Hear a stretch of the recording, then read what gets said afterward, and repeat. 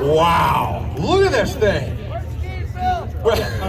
Travis wants the keys. I do have the keys. Bill, I have a couple of questions for you about this thing, though. Let's talk about the car though. for a second. Yes, you should have the keys to this car. All right, so I think Travis is going to probably take this thing for a spin in just a second. Okay, we're gonna let Travis take this for a spin, but I gotta ask first. Okay, let's talk about it now. What are my rules when I take it for a spin? I didn't really think about that. Bring it back in one piece. Let me talk about what the car is before you start destroying things.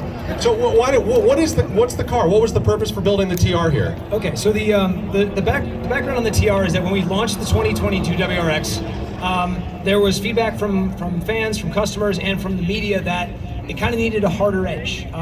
There were reports that the brakes were not up to the task on the track. The suspension could be a little stiffer.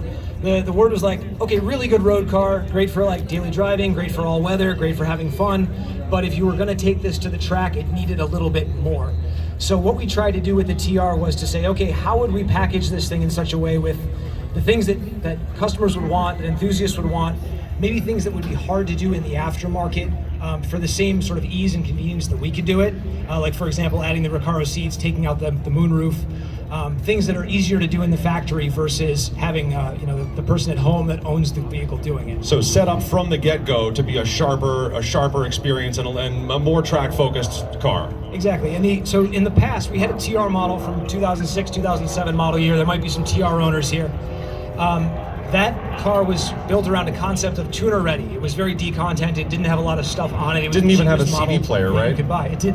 It had I think a single disc instead of the 6 disc. Oh, right. 2006, that was the thing. You had to have the multi-disc changer. But this was a slightly different concept where we thought of it as track ready as opposed to tuner ready. Got it. So if you wanted to be ready to take to the track out of the box, but also ready to daily drive every day, this is a car that can do that. So TR is track ready in this case as opposed to tuner ready. So I'm seeing, and really for the track, I'm seeing a big set of front brakes on this thing. Can we talk about the brakes, maybe suspension upgrades that have been made? Yes, so the brakes were a big thing that we wanted to have on this car, and the wheel and tire package was revised to accommodate the bigger brakes. These are effectively the 6-pot front brakes from the old STI. The front hubs are actually reinforced a little bit to make sure that the brake feel is secure and positive. You got a stiffer brake pedal.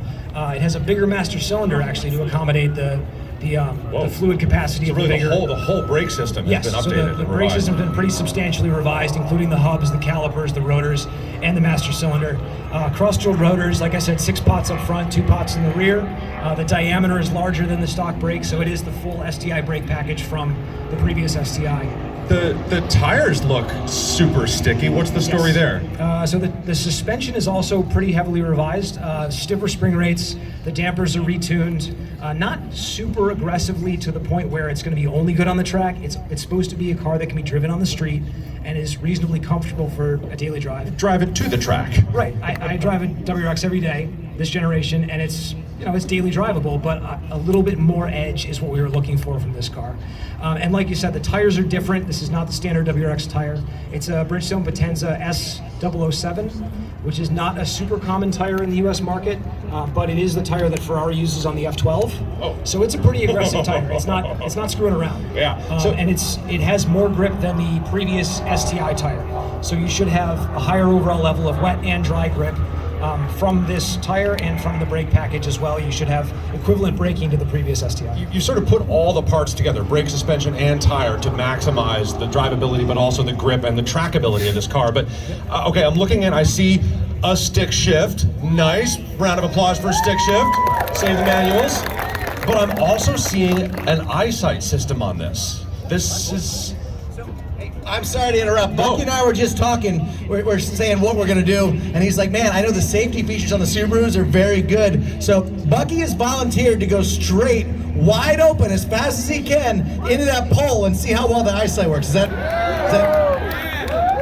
This is a prototype vehicle, and I cannot confirm if any of the safety features actually work. So I would not recommend doing that. But when this hits... Okay, we'll do the barrier then. We'll do the barrier. Barrier? All right. I'm fine with that. Okay. But you know, seeing a combination eyesight and manual transmission is very new on Subarus, right? Typically, the eyesight only comes on automatics. Is that right? Right. Until this year, the BRZ is getting manual transmission eyesight for the first time. WRX is getting